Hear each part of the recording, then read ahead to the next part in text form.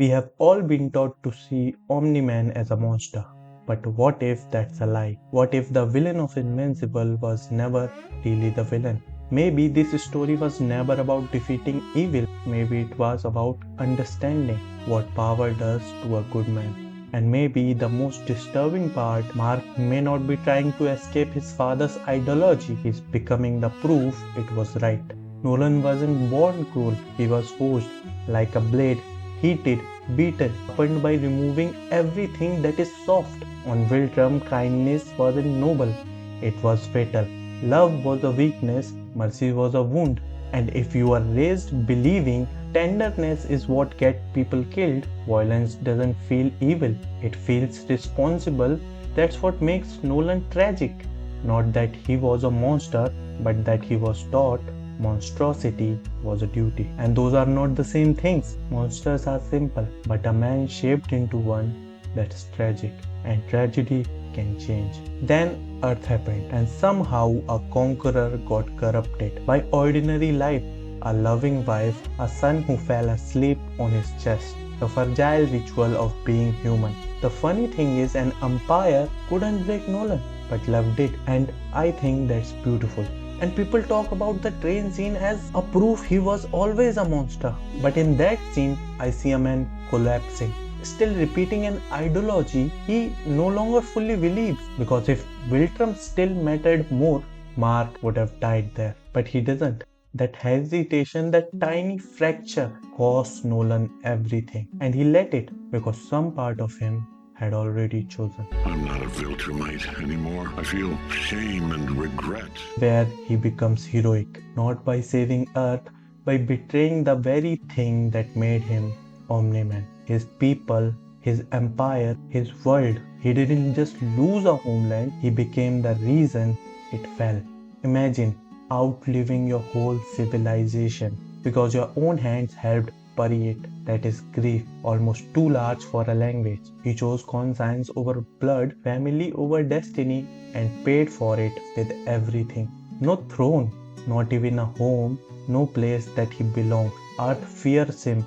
Wiltram hates him. He saves worlds and now has nowhere left to stand. And maybe that is heroism. Not glory, not purity, but carrying a wound that no one sees and still doing what is right. Some heroes die for a cause, but he had to live after destroying everything, and that may be harder. And if you're still here, subscribe because stories like this were never meant to be reduced to just fight clips. They are about what those fights mean, and this channel is just about that. Now back to Nolan. Mark may be proving him right because here's what terrifies me. Mark isn't Nolan's opposite. He's just Nolan before the compromise. That's why their conflict hurts. It isn't hero versus villain, it's innocence versus its future. Every battle takes something from Mark, a little softness. And isn't this how Nolan began? That's the real horror. Because becoming a hero in this world means becoming a little like Omni Man. Maybe not in cruelty, but in burden. And once you understand that, you can't watch this show the same way the hero history calls a villain.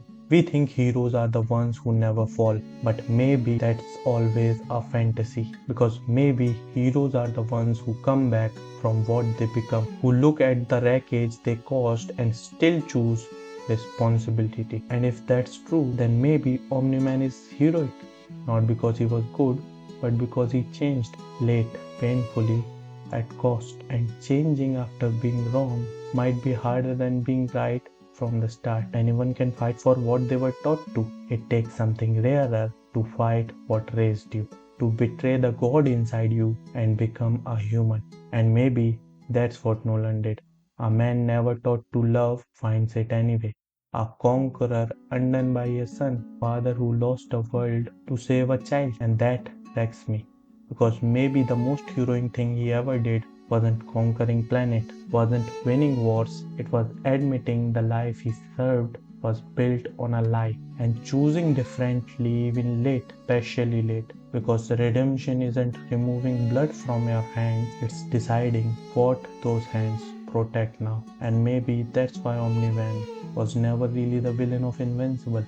Maybe he was warning the tragedy and somehow the hero too. And maybe that's what Nolan was all along. And maybe this is how Omni Man feels. I am cursed. Luck is not on my side. It keeps hitting me like a high tide. I feel helpless and I've got no one to guide. Sinking constantly, no light in sight, just the pain I can't even hide. And whenever I think it's getting better, me and bad luck will again collide. It's been more than 2 years. Tragedy often hits me like spears. One by one, the room clears. Everyone you trust disappears. I try to find peace, but my mind is filled with fears. And whenever I think it won't get worse, I find my eyes full of tears. I always think, why me? How is this justified?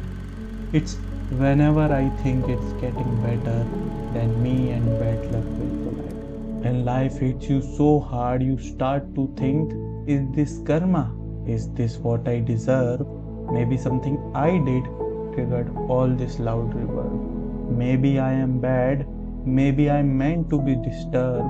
My mind is full of negativity that I can no more observe. I just wanted to stop. Let me be. I am tired, but it's always when I think it's getting better that me and bad luck will collide. Maybe I do deserve it. Maybe I don't. All I want is this to stop. I've lost all hope. Please, bad luck, stop. Let me live. And with that, the era of mediocrity ends.